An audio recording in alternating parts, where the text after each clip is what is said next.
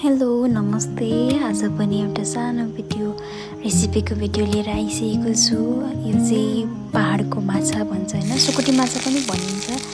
यसलाई चाहिँ सुरुमा मैले तातो पानीमा बोइल गरेर रेडी पारेर अनि हल्का फ्राई मात्रै गरेको। त्यसपछि मेथी हालेँ, प्याज फ्राई, प्याजलाई चाहिँ गोल्डन ब्राउन बनाएर तोरीको मसला हालेँ। तोरीको मसलालाई पनि मजाले भुटेर त्यसपछि लसुनको पेस्ट अनि बेसार, नुन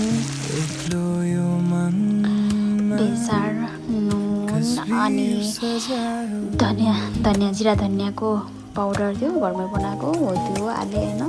यसलाई पनि मजाले भुटेर त्यस पछाडि यसमा टमाटर हालेँ।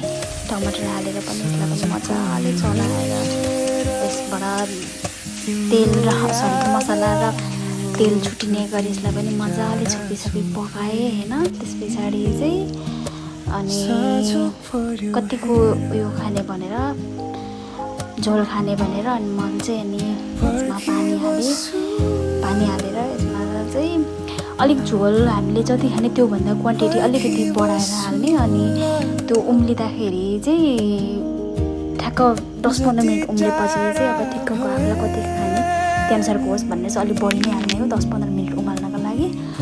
अनि मजाले पानीमा यसमा बल उयोपछि उम्लेपछि अनि मैले माछा हालेँ। यसलाई मैले 10 मिनट जति उमालेँ।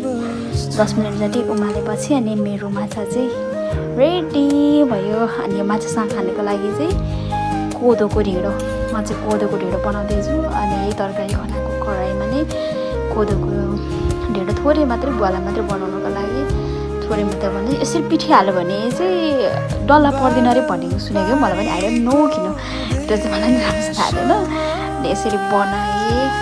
अनि यो चाहिँ अब भिडियो गर्दै ढिँडो बनाउनु चाहिँ मलाई कस्तो गाह्रो भइरहेको थियो होइन।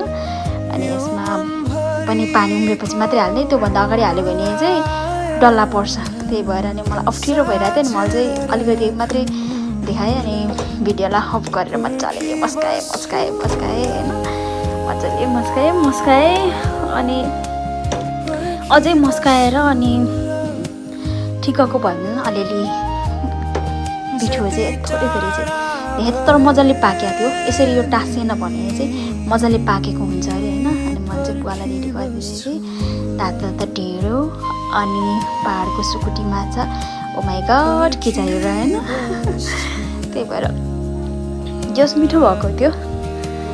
अनि म चाहिँ नि पस्केर अनि बुवालाई दिएँ सुरुमा। अनि बुवालाई दिएर अनि छिमा मैले पनि खाएँ। अनि यस्तो मिठो भएको थियो होइन। तपाईँहरूले नि खानु भएको छ कि छैन होइन, एकचोटि ट्राई गर्नु भन्छु म चाहिँ। यो चाहिँ पहाडको सुकुटी माछा र कोदोको ढिँडो। Thank you so much.